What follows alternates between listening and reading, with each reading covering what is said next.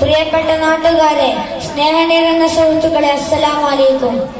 തിരുനബി സ്വല്ലല്ലാഹു അലൈഹി വസല്ലമയുടെ ജന്മം കൊണ്ട് അനുഗ്രഹീതമായ ഈ സുന്ദര ദിനത്തിൽ നിങ്ങൾക്ക് മുമ്പിൽ രണ്ട് വാക്ക് സംസാരിക്കുവാൻ വിധിയെഴുതിയ സർവശക്തനെ ഞാൻ ആദ്യമായി സ്തുതിക്കട്ടെ. അൽഹംദുലില്ലാഹ്.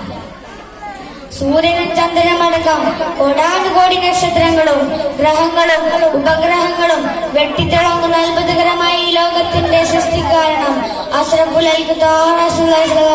തങ്ങളാണ്.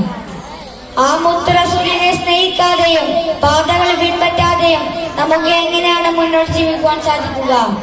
കാരണം എന്നെയും എന്റെ മുമ്പിലിരിക്കുന്ന നിങ്ങളെയും ലോകത്തുള്ള സർവ്വ ജീവജാലങ്ങളെയും വെട്ടിത്തിളങ്ങുന്ന അത്ഭുതകരമായ ഈ സൃഷ്ടി കാരണം തിരുനബി സ്വല്ലല്ലാഹു അലൈഹി വസല്ലം തങ്ങൾ മാത്രമാണ്.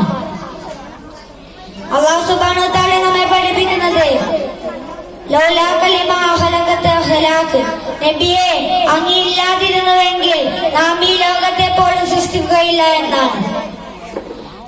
സഹോദരങ്ങളെ, അവസാന ലോകത്തോട് വിട പറയുന്ന സമയത്ത് പോലും ഉമ്മത്തി ഉമ്മത്തി എന്ന് മന്ദിച്ച് പറഞ്ഞ ആ മുത്ത് റസൂലിനെ അതിരറ്റി സ്നേഹിക്കാൻ നാം ഓരോരുത്തരുടെയും ബാധ്യതയാണ്.